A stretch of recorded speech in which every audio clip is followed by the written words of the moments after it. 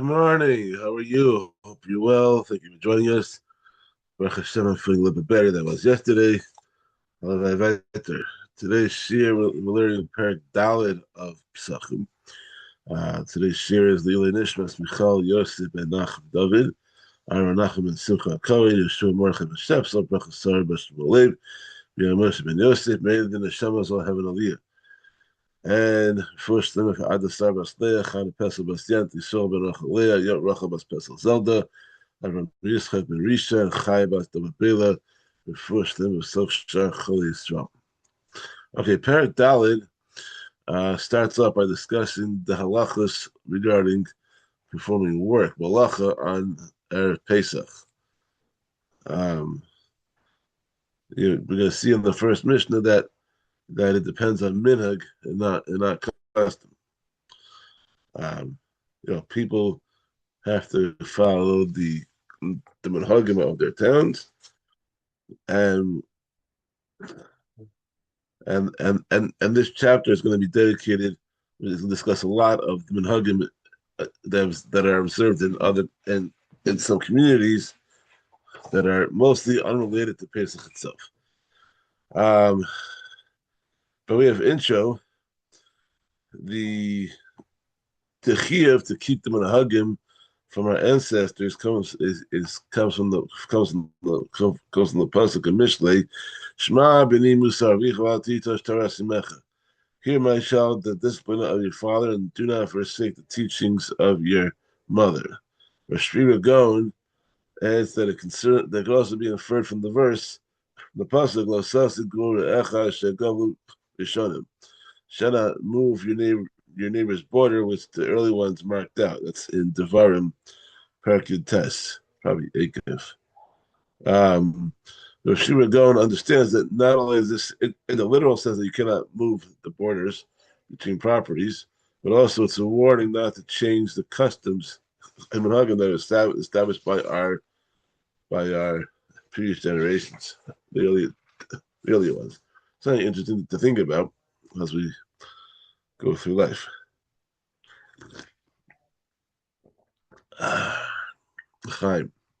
Okay. Perek Daled Mishnah Makom Shenogu Lasos Melech B'Avid Pesachim Achatzos, in a place where the people follow the minhag to perform work on Erev Pesach until Chatzos, Osin, then one may do so. Makom Shenogu Shelo Lasos, but a place where they follow the minhag not to do malacha before Chatzos, Ein Osin, then they may not do malacha before Chatzos. Period. After Chatzos is also according to everybody. It's before Chatzos that we're talking about. Why was it also? Because after Chatzos is when you went to bring your Korban Pesach on in the Beis Hamikdash, and that was very yantif. You have to be totally focused on that. Nowadays we don't have that, so people go bake Pesach matzahs, but they have to be busy with the tzrachim of the Seder and of Yantif. How exactly that applies when someone goes away for Yantif and they're going to a hotel or going to Orlando and hanging out in the pool in there Yantif or whatever they're doing, playing tennis, or it's a question for your local post. But certainly, according to the Mishnah, that's what we're doing. One travels to a place where they perform malacha before Chatzos and Erev Pesach to a place where they do not perform malacha. Or he travels to a place where they do not perform malacha before Chatzos and Erev Pesach to a place where they do so. We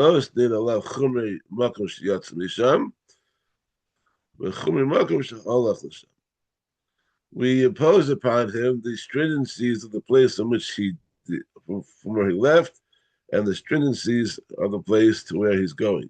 In both cases, he may not do malacha before Chatzos and Erev Pesach. Adam, and this follows the rule that a person should not deviate from the local custom if they are machlokes, because of the machlokes that arises when between him and the local community. How many fights in Klal Yisrael have started because I'm doing it my way and you're doing it your way? That's a big problem.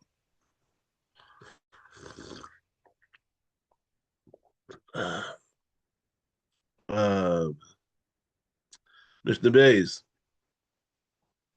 Kiyotzibo. Similarly, Amalek Peres Shvius, if someone brings crops of Shemitah, the Makom Shekalu, the Makom Shekalu, from a place where these crops ran out in the fields to a place where they did not yet run out. Oh, Makom Shelo, Kalu, Makom Shekalu, or from a place where they did not yet run out to a place where they did run out. Chayv he's chayiv to remove the crops from his house. Rabbi Yehuda says, Amrlo, that it's just that each species is treated differently.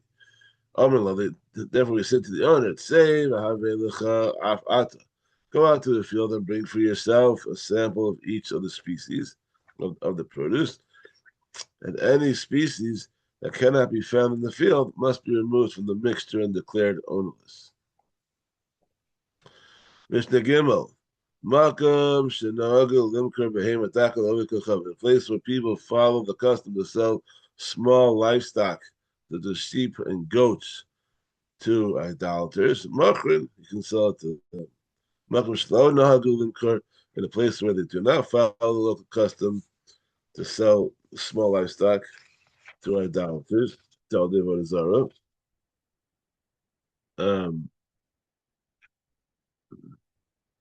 Then they cannot sell to them. We call Makum Ein Makum Lehem Behem Agasa, but in every place one may not sell idolaters large livestock, such as oxen or horses. Um, if that was the case, if you're allowed to sell those, you might actually rent or lend one to an idolater, which would result in the Jewish owner violating the Shabbat, violating the Isser, the mitzvah of letting a Shvisas Behemel and the animal rest on Shabbos. So, therefore, the Chavim asked even selling large livestock. However, they did not ask the sale of small livestock because those are not usually used for work. Agalim is sayachim, even while the oxen are still calves and the horses are foals. Shleimin ushavuin, and whether they are healthy or maimed in a way that makes them unfit for work. Even so, they are not allowed to sell them. Rabbi Yehuda Matir B'Shur, Rabbi Yehuda Matir is selling the animals if they have a blemish, if they're maimed, because such an animal will never be able to work, and therefore the idolater is going to slaughter it right away, and then you're not going to have any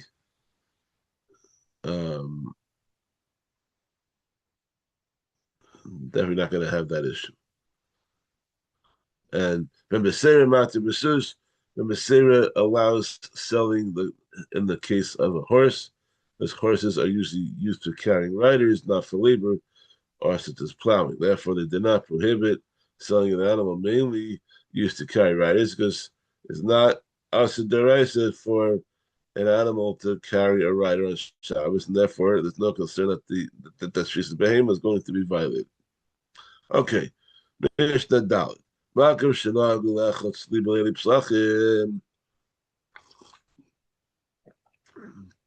a place where the people follow the custom to eat roasted meat at the Seder meal on Pesach night, one can eat it. Malcolm Shalom Nahagu Lechem, in a place where the people follow custom not to eat roasted meat on Seder night, because it gives the appearance of Shchut Chutz, that you shechted the korban outside Yerushalayim. One may not eat it.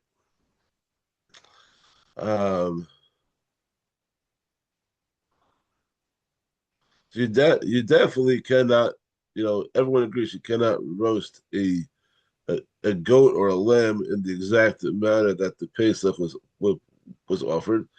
That means on a spit with its knees and innards outside. That is totally an isser. But there were communities who allowed some sort of roasted meat, and we're making it.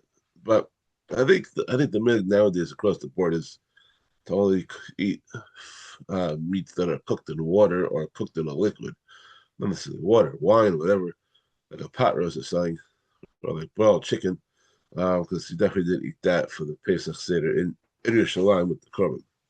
Malcolm should not. I never heard of anyone eating roasted meat at the Seder night. That was nowadays. Malcolm should not Yom Kippurim. Transitioning over to Yom Kippur a little bit. If in a place where the people where people follow the minute to light a lamp on Erev Yom Kippur to light up the house on Yom Kippur night, Malikin, they shall light a lamp. Malcolm Shlonahagu, Malcolm Shlonahagu Shlo Lahalik in a place where they follow close not to light a lamp. A Malikin that he may not light a lamp. And 1 second.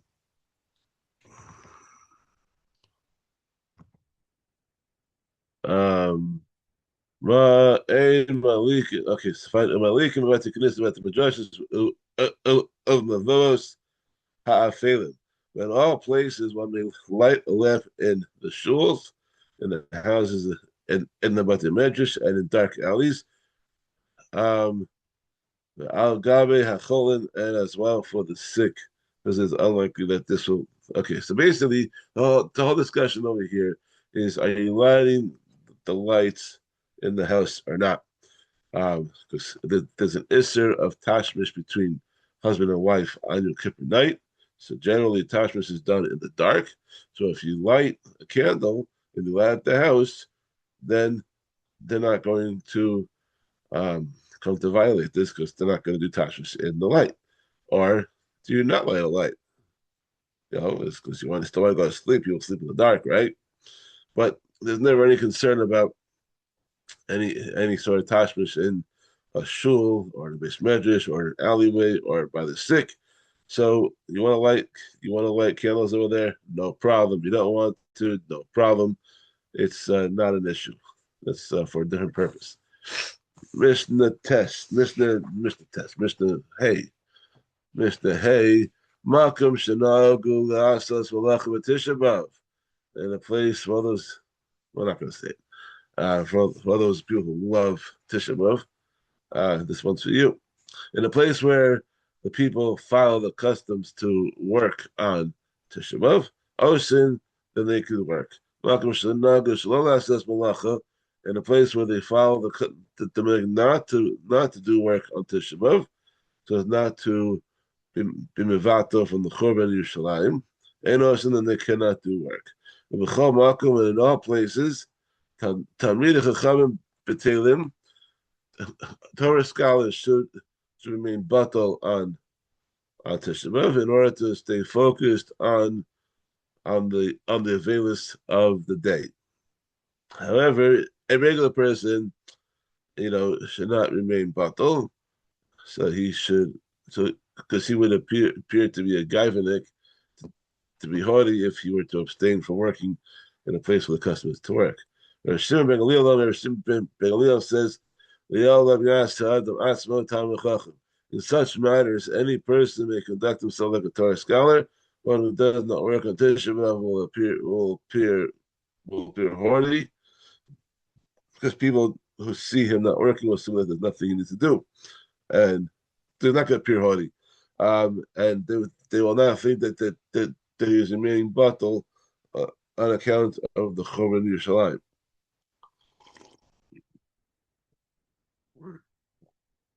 Going back to her Pesach for a minute, the Chachamim say, "Yehuda Osim Malacha B'Arv Pesachim Achaz."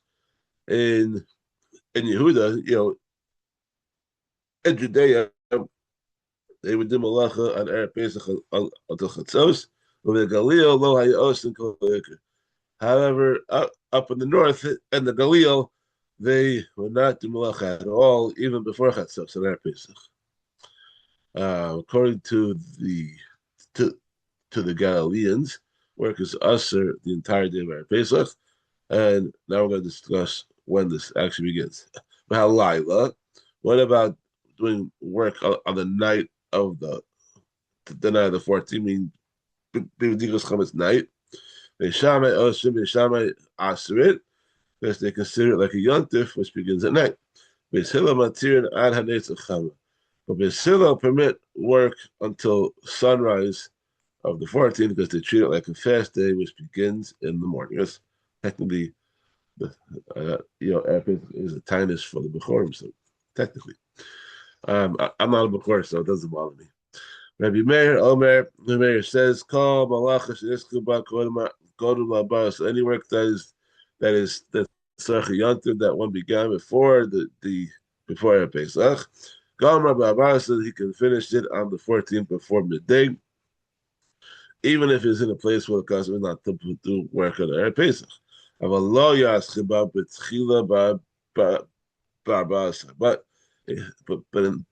even in those places, he cannot begin to do new work on the 14th of Nisan. Even though the work is necessary for Yontif, and he can finish it before midday. He can wrap things up, and he can't start new.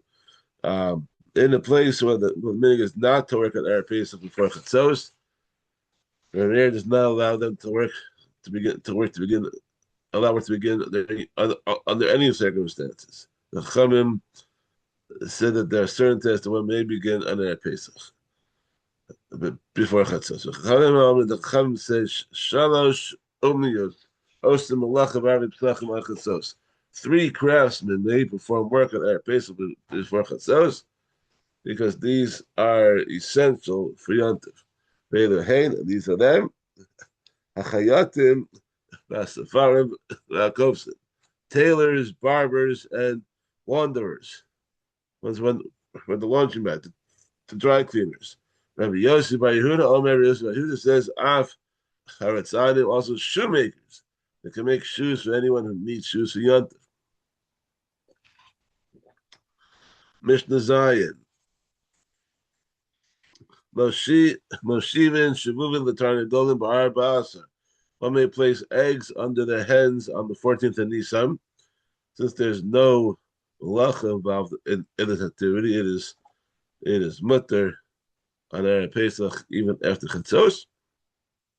However, you cannot place eggs under hens on Chol Moed because this involves a techi yasera, which is usher on Chol Moed. But in case of a hen that was sitting on eggs and then ran away, then he may return it to a place even Chol Moed, despite the techi yasera. Otherwise, the eggs will become ruined. And then that's a hefset. The mesa, however, if the hen died while sitting on the eggs, you can set another hen in her place, because if not, then the eggs would perish.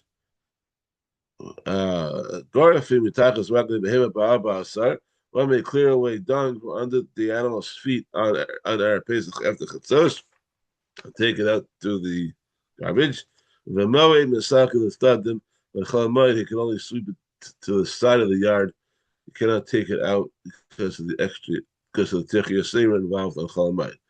And the third story, the third malacha, Malichin Mavian Kelim Beis Umam.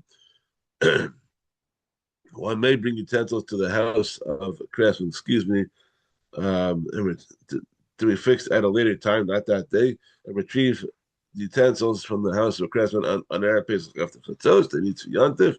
Even though they are not needed for the Chag, Techi which does not involve any labor, is mutter on Erev Yantif, on Erev Pesach, L'chol Moed, when unnecessary, when the Techi is aser, and may only retrieve utensils that are needed for Yantif, such as plates and cups and the like. 2 more to go. Mishnah Ches. Shisha Devarim Asu Anshe Yericho. The residents of Yericho did 6 things of which the Chachamim were not happy about. They disapproved. Ashlosh Amricha Biyadam. 3 of them, the Chachamim protested against them. Ashlosh Shalom Micha Biyadam. But for 3 of them, they did not protest against them. Ve'elohein Shalom Micha Biyadam. So these are the 3 that although the Chacham did not did not approve of them, but they didn't say anything. They did not protest them. Marvivin the Kalin, Makivin the Kalin, but it was called Yom. They would graft date palms the entire day of Erev Pesach, even after Chatzos, when work is prohibited everywhere. Korach and Shema, and they would link the first two psukim of Shema. That is, they would say the first two psukim without saying Baruch Shem Kol Machuso. Baruch Shem Kol Machuso is not a pasuk in the Torah, so they would say Shema and V'hafta, so without saying Baruch Shem. You know, they didn't protest that, even though they're wrong. Someone still Yotze saying Shema without saying Baruch Shem. The Kotzvim, the God should live there, Omer. They would reap the new crop of grain and stack it before the Omer offering was brought on the 60th of Nisan. Usually, you cannot harvest the new crop until after you bring the Omer. Even though the Chachamim had asked this out of concern that one might come to eat from the new crop before the korban is brought, which is the Raisa. For these three things, they did not protest against them. And these are the three practices for which the Chacham did protest against them. Matirin Gams Yoshel Hektish. They mattered using the new growth of trees that belong to the Beis Hamikdash treasury. Because they held that the Isser Meila applies only to the trees as it was when it was consecrated, not the later growths. The Chachamim protested because even if the growths are not subject to the Isser Meila, they are Asher D'Rabbanan. They would eat the fallen fruit from beneath the trees on Shabbos because they might have fallen off the tree before Shabbos and are not muksud. The Chachamim protested because it is possible that they fall on Shabbos, and that possibility suffices to make them asur. Renost and peah the yarek, and they would give peah from vegetables, even though the isser of peah does not apply to vegetables. The Chachamim protested because if people think that it is peah, they will not meiser it. And for these three practices, the Chachamim did protest against them. And the last one for today, Mishnah Test, Shisha Devarim Asa Chizkiyo HaMelech. King Chizkiyo did 6 things. Shlosh Hodulo. The Chachamim agreed with him concerning 3 of them. Shlosh Hodulo, and they did not agree with him concerning 3 others. What were they? Gevar Atzamos Aviv Al Mita Shachavam. He dragged the bones of his father Achaz to the grave on a bed of ropes and not on a bed that befits a king, so that the disgrace would atone for Achaz's sins. Achaz was a very bad king. He did avodah zarah and led the people to abandon the avodas Hashem, and that's a very, very big problem. So he tried to atone for his father's averos. And the Chachamim are asking them, Kitas Nachash and the Choshes Vahodilo. He also crushed the copper snake, the copper serpent that Moshe had made. People were worshiping it. And the Chachamim were asking them, it's a good idea. The Ghana Sefer Refuas Vahodilo. And he also hid the book of remedies, and the Chachamim also agree with him on that too. But people were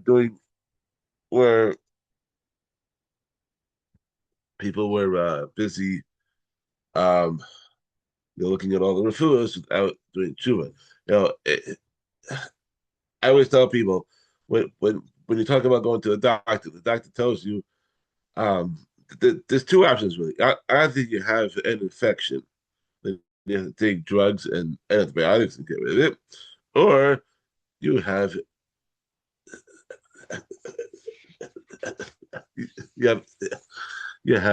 a virus. So if you have a virus, you got to do tshuva because you do tshuva for a virus. pun intended. They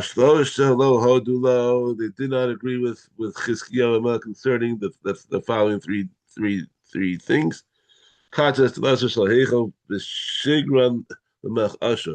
He cut down the doors of the Beis Hamikdash that were made of gold and sent them to the king of Ashur as payment for tribute. And they were not masking to that because he should have relied on Hashem to provide the required money. He stopped up the waters of the upper Gihon so that the Assyrian army that was on the way to besiege Yerushalayim would not have drinking water. The Chachamim did not agree with that either because he should have trusted in God that Hashem would protect the city as he had promised. Iber, Nisam, and Nisam, and he also created Iber adding a month of Nisan in Nisan. He added it to the beginning of the year after Nisan had begun, and the Chachamim did not agree with him because once Nisan had begun, it's too late to add an extra month. It has to be done in Adar. Okay, tomorrow we're going to start with the halachos of the actual Korban Pesach. Thank you for joining us. Have a wonderful day.